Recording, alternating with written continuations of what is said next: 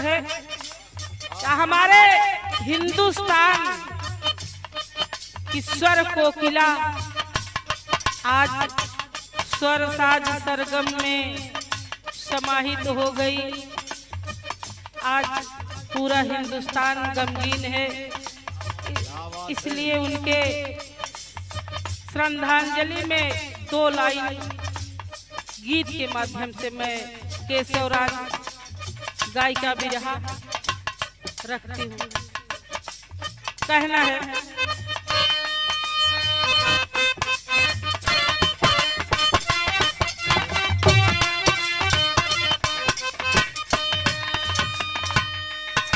रोवत बाटे सारा हिंदुस्तान रे बहिनिया, रोवत बाटे सारा हिंदुस्तान रे बहिनिया, रोवत बाटे सारा हिंदुस्तान रे बहिनिया।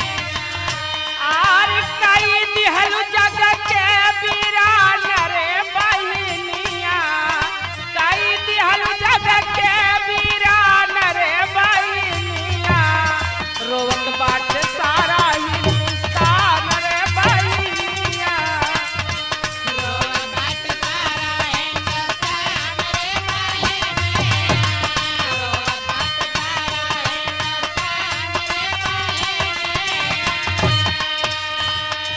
जब तक सूरज चांद रहेगा, लता मंगेशकर जी का नाम रहेगा, लेकिन परमात्मा से यही अरदास है। अरदास क्या है बाबू?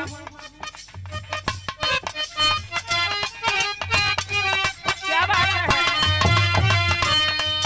दूसरा जन्म वालई के, दूसरा जन्म वालई के फिर तू हुईहा, दूसरा जन्म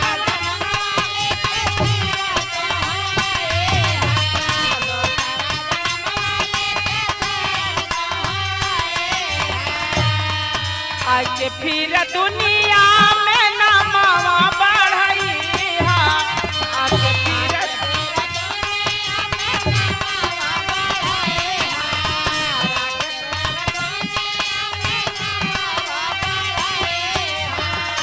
आरे रहलू तुझे सवा के साल रे बहिनिया, रहलू तुझे सवा के साल रे बहिनिया, रोवत बाटे सारा हिंदुस्तान रे बहिनिया, रोवत बाटे सारा हिंदुस्तान रे बहिनिया,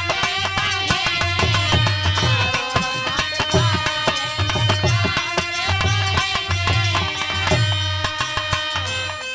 बाटे तो हई तरहलू बहिनी देशवा के शान हो,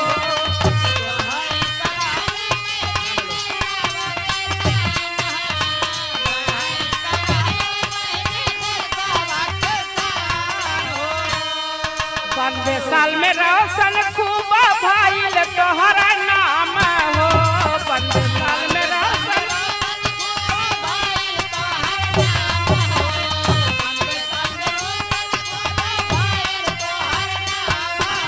हो, आर करत रहलू सब कर सम्मान रे बहिनिया, करत रहलू सब कर सम्मान रे बहिनिया, रोवत बाटे सारा हिंदुस्तान रे बहिनिया, रोवत बाटे सारा हिंदुस्तान रे बहिनिया, रोवत बाटे सारा हिंदुस्तान रे बहिनिया।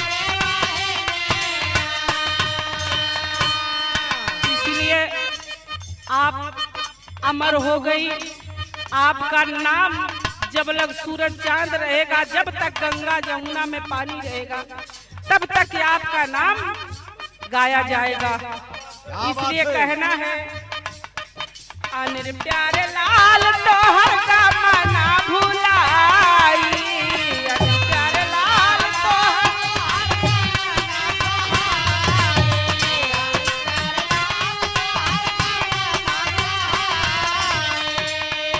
अनिल प्यारे लाल तोहर का मना सहाई, अनिल प्यारे लाल तोहर का मना सहाई,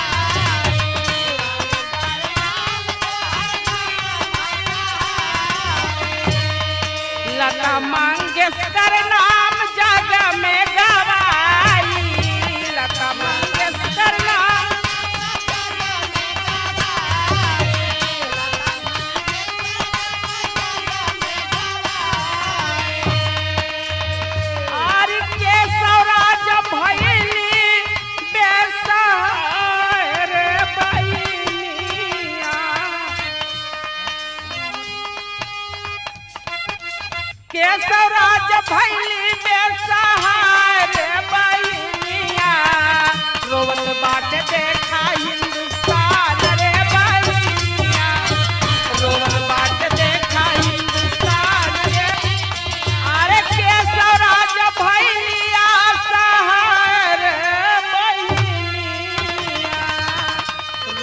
बाट देखा हिंदू